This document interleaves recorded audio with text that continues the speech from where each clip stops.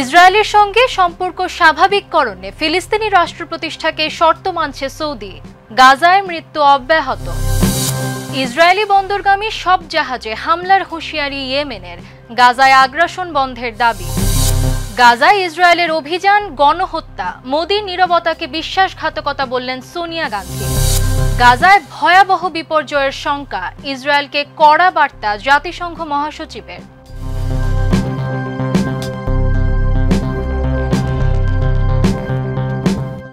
দর্শক, আমন্ত্রণ মাই TV I নিউজে। এতক্ষণ দেখছিলেন শিরোনাম, সাথে আছি আমি আমাতুল আজিজ উর্মি। কেসারেন শেকড় থেকে শিখরে। ইসরায়েলের সঙ্গে সম্পর্ক স্বাভাবিক করতে সৌদি আরবের কঠোর শর্ত। ইসরায়েলের সঙ্গে সম্পর্ক স্বাভাবিক করার বিষয়ে কঠোর শর্ত দিয়েছে সৌদি আরব। সৌদি পররাষ্ট্রমন্ত্রী ফয়সাল বিন ফারহান আবারও জোর দিয়ে বলেছেন, ফিলিস্তিনি রাষ্ট্র প্রতিষ্ঠায় এই অঞ্চলে টেকসই শান্তির একমাত্র পথ। যদিও ইসরায়েলের বর্তমান সরকার এই প্রস্তাব প্রত্যাখ্যান করছে। এদিকে গাজায় ইসরায়েলি হামলা এবং অনাহারে ফিলিস্তিনিদের মৃত্যুর ঘটনা অব্যাহত রয়েছে। বিস্তারিত রিপোর্টে। ইসরায়েলের সঙ্গে সম্পর্ক স্বাভাবিক করতে কঠোর শর্ত দিয়েছে সৌদি আরব। এজন্য ফিলিস্তিনি রাষ্ট্র প্রতিষ্ঠাকে অপরিহার্য শর্ত হিসেবে আবারও জোরালোভাবে পুনর্ব্যক্ত করেছে Saudi Arab. The Times of ইসরায়েলের এক প্রতিবেদনে এ তথ্য জানানো হয়েছে। জাতিসংঘের একটি সম্মেলনের ফাঁকে প্যারিসে এক সংবাদ সম্মেলনে সৌদি পররাষ্ট্রমন্ত্রী প্রিন্স ফয়সাল বিন ফারহান বলেন, ফিলিস্তিনি রাষ্ট্র প্রতিষ্ঠার মাধ্যমে এই অঞ্চলে টেকসই শান্তি ও প্রকৃত সংহতি অর্জন করা সম্ভব। এটি ফিলিস্তিনি জনগণের আত্মনিয়ন্ত্রণের বৈধ অধিকারের সমাধানের ওপর ভিত্তি করে। তিনি আরও উল্লেখ করেন যে এই অবস্থান সৌদি ক্রাউন প্রিন্স মোহাম্মদ বিন সালমান 1 বছর আগে প্রকাশ করেছিলেন এবং এটি তাদের দৃঢ় বিশ্বাসেরই প্রতিফলন। তবে ইসরায়েলের প্রধানমন্ত্রী বেনিয়ামিন নেতানিয়াহুর নেতৃত্বাধীন সরকার দীর্ঘদিন ধরে দ্বিরাষ্ট্র কাঠামোর এই ধারণা প্রত্যাখ্যান করে আসছে। এমনকি আন্তর্জাতিক বিরোধিতা সত্ত্বেও তারা পশ্চিম তীরের ভূমি ইসরায়েলের সঙ্গে আনুষ্ঠানিকভাবে সংযুক্ত করার পদক্ষেপ নিয়েছে, যা ভবিষ্যৎ ফিলিস্তিনি রাষ্ট্রের অংশ হওয়ার কথা। এদিকে গাজায় ইসরায়েলি হামলা অব্যাহত রয়েছে, যেখানে গত 24 ঘণ্টায়ও অন্তত 80 জন ফিলিস্তিনি নিহত হয়েছেন। আল জাজিরার বরাত দিয়ে গাজার স্বাস্থ্য মন্ত্রণালয় জানিয়েছে, গুলি বোমার পাশাপাশি অনাহারেও প্রাণহানি বাড়ছে। নতুন করে 14 জন ফিলিস্তিনি অনাহারে মারা গেছেন, যাদের মধ্যে 2 জন শিশু। এ নিয়ে অপুষ্টিজনিত কারণে মোট মৃতের সংখ্যা 147 জন দাঁড়িয়েছে, যাদের মধ্যে 88 জনই শিশু। প্রকৃত সংখ্যা আরও বেশি হতে পারে বলে ধারণা করা হচ্ছে, কারণ অনেকে এখনও ধ্বংসস্তূপের নিচে আটকা পড়ে আছেন বা হাসপাতালে আনা সম্ভব হয়নি। গাজায় ইসরায়েলের আগ্রাসনের বিরুদ্ধে ইয়েমেন নতুন করে সামরিক পদক্ষেপের ঘোষণা দিয়েছে।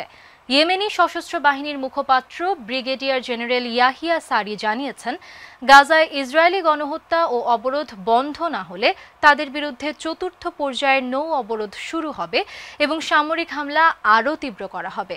এর আওতায় ইসরায়েলি বন্দরগামী সব জাহাজ হামলার শিকার হতে পারে বলে হুঁশিয়ারি দেওয়া হয়েছে। বিস্তারিত জানব রিপোর্টে। ইসরায়েলের বিরুদ্ধে কড়া হুঁশিয়ারি দিয়েছে ইয়েমেন। ইয়েমেনের 4র্থ দফার নৌ অবরোধের ঘোষণা এসেছে, আর এতেই তৈরি হয়েছে বিশ্ব বাণিজ্যে নতুন আতঙ্ক।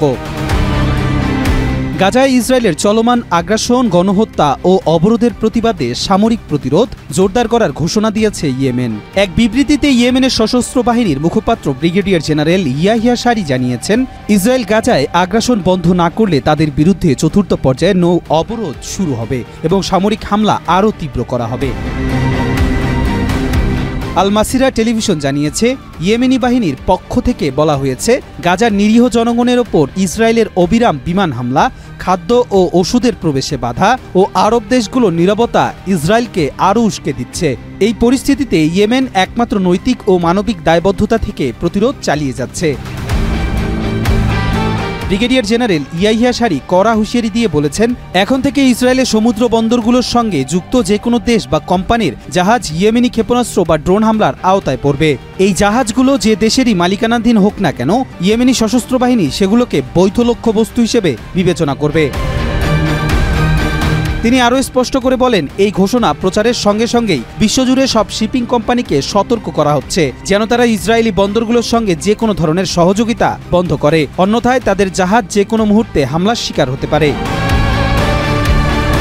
ইসরায়েলি আগ্রাসনের বিরুদ্ধে ইয়েমেনের এই চতুর্থ দফার নৌ অবরোধ বিশ্বজুড়ে জাহাজ চলাচল ও আন্তর্জাতিক বাণিজ্যে বড় ধরনের নেতিবাচক প্রভাব ফেলতে পারে বলে আশঙ্কা করা হচ্ছে। এই নতুন অবরোধের ফলে বৈশ্বিক সরবরাহ ব্যবস্থায় আরও অস্থিরতা তৈরি হওয়ার সম্ভাবনা রয়েছে।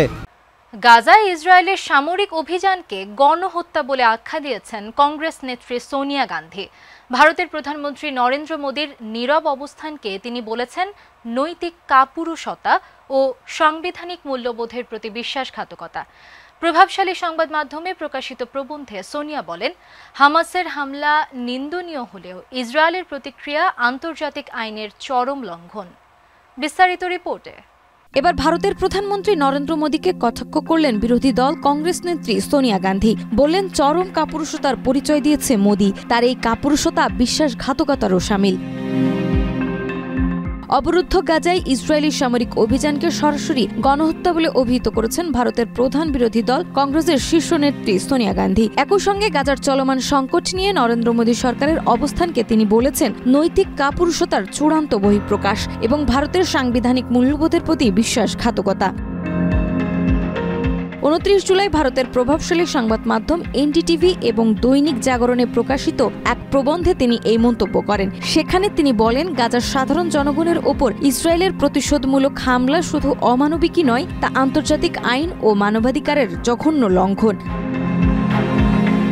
সোনিয়া গান্ধী স্পষ্ট করে বলেন, 2023 সালের 7 অক্টোবর ফিলিস্তিনি স্বাধীনতাকামী সংগঠন দ্বারা সংগঠিত সন্ত্রাসী হামলা এবং ইসরায়েলি নাগরিকদের জিম্মি করে রাখাকে কোনোভাবে সমর্থন করা যায় না। সেটি অবশ্যই নিন্দনীয়, কিন্তু এই ঘটনার প্রতিক্রিয়ায় ইসরায়েল যে মাত্রায় প্রতিহিংসা ও ধ্বংসযজ্ঞ চালিয়েছে তা আন্তর্জাতিক অঙ্গনে গণহত্যার শামিল। এতে লাখো নিরীহ মানুষ নিহত বা আহত হয়েছে এবং গাজায় জীবন ব্যবস্থা কার্যত ধ্বংস হয়ে গেছে। এ সময় তিনি আন্তর্জাতিক সম্প্রদায়ের নিষ্ক্রিয়তাকেও দায়ী করেন। বলেন, জাতিসংঘের সাধারণ পরিষদ ও নিরাপত্তা পরিষদ যুদ্ধবিরতি আহ্বান জানিয়েও ব্যর্থ হয়েছে। এমনকি আন্তর্জাতিক বিচার আদালতের নির্দেশনাকেও উপেক্ষা করেছে ইসরায়েল। আর এই অবস্থার পেছনে আমেরিকার সরাসরি এবং পরোক্ষ সমর্থনকে দায়ী করেন তিনি। শেষে সোনিয়া গান্ধী বলেন, গাজায় যখন রক্ত ঝরছে, শিশুদের আর্তনাদে আকাশ কাঁপছে, তখন ভারতের সরকার যদি কেবল দেখেও না দেখে, তবে তা শুধু রাজনৈতিক নয়, মানবিক ব্যর্থতাও। নাজনাজমা, মাই টিভি। জাতিসংঘের মহাসচিব অ্যান্তোনিও গুতেরেস ফিলিস্তিন সংকট সমাধানে দ্বিরাষ্ট্রীয় সমাধানের পক্ষে সুনির্দিষ্ট ও জোরালো অবস্থান নিয়েছেন। 28 জুলাই জাতিসংঘের এক সম্মেলনে তিনি বলেন, ফিলিস্তিনিদের জন্য রাষ্ট্রত্ব কোনো পুরস্কার নয়, এটি তাদের অধিকার। তিনি সতর্ক করে বলেন, সময় দ্রুত ফুরিয়ে আসছে, গাজা ভয়াবহ বিপর্যয়ের দিকে যাচ্ছে। গুতেরেস অবিলম্বে স্থায়ী যুদ্ধবিরতি, সকল জিম্মির মুক্তি এবং পূর্ণ মানবিক প্রবেশাধিকার নিশ্চিত করার আহ্বান জানান। বিস্তারিত রিপোর্টে। এবার ইসরায়েলকে কড়া বার্তা দিলেন জাতিসংঘের মহাসচিব অ্যান্তোনিও গুতেরেস। বললেন, ফিলিস্তিনিদের জন্য রাষ্ট্রত্ব অধিকার পুরস্কার নয়, তাদেরকে তাদের অধিকার বুঝিয়ে দিন, না হলে নিজেদেরই ক্ষতি। জাতিসংঘের মহাসচিব অ্যান্তোনিও গুতেরেস ফিলিস্তিনি সংকট সমাধানে দ্বিরাষ্ট্রীয় সমাধানের পক্ষে জোরালো অবস্থান পুনর্ব্যক্ত করেছেন। তিনি বলেন, ফিলিস্তিনিদের জন্য রাষ্ট্রত্ব কোনো পুরস্কার নয়, এটি তাদের জন্মগত অধিকার। 28 জুলাই ফিলিস্তিনি ইস্যুতে জাতিসংঘের উচ্চ পর্যায়ের এক সম্মেলনের উদ্বোধনী অনুষ্ঠানে একথা বলেন গুতেরেস। মধ্যপ্রাচ্যে ক্রমবর্ধমান উত্তেজনার প্রেক্ষিতে গুতেরেস বলেন, সময় দ্রুত ফুরিয়ে আসছে, প্রতিদিনই মানুষের আস্থা কমছে, প্রতিষ্ঠানগুলো ভেঙে পড়ছে, আর আশা হারিয়ে যাচ্ছে। গাজার অবস্থা এক ভয়াবহ বিপর্যয়ের দিকে এগোচ্ছে। তিনি আরও বলেন, জীবন রক্ষাকারী মানবিক সহায়তার ওপর যেমন বিধিনিষেধ সামান্য শিথিল হয়েছে তা স্বাগতযোগ্য, তবে এটি সমস্যার মূল সমাধান নয়। এখন প্রয়োজন তাৎক্ষণিক ও স্থায়ী যুদ্ধবিরতি, সকল জিম্মির নিঃশর্ত মুক্তি এবং পূর্ণ মানবিক প্রবেশাধিকার। এগুলো শান্তির আগের শর্ত নয়, এগুলি শান্তির ভিত্তি। গুতেরেস দখলদারিত্ব প্রসঙ্গে বলেন, পূর্ব জেরুজালেম সহ অধিকৃত ফিলিস্তিনি ভূখণ্ডে ইসরায়েলের অব্যাহত দখল সম্পূর্ণ অবৈধ। এই দখলদারিত্ব অবশ্যই বন্ধ করতে হবে, কারণ দখলে কোনো নিরাপত্তা নেই। দ্বিরাষ্ট্রীয় সমাধানকে মধ্যপ্রাচ্যের শান্তির মূল চাবিকাঠি আখ্যা দিয়ে গুতেরেস ইসরায়েলের প্রতি আহ্বান জানান, যেন তারা এই সমাধানের স্পষ্ট ও দ্ব্যর্থহীনভাবে প্রতিশ্রুতিবদ্ধ হয় এবং এর পথ রুদ্ধ করে এমন সব পদক্ষেপ দ্রুতই বন্ধ করে। নাজনাজমা, মাই টিভি। দর্শক, এই ছিল আজকের মাই টিভি আই নিউজ। ধন্যবাদ এতক্ষণ সাথে থাকার জন্য।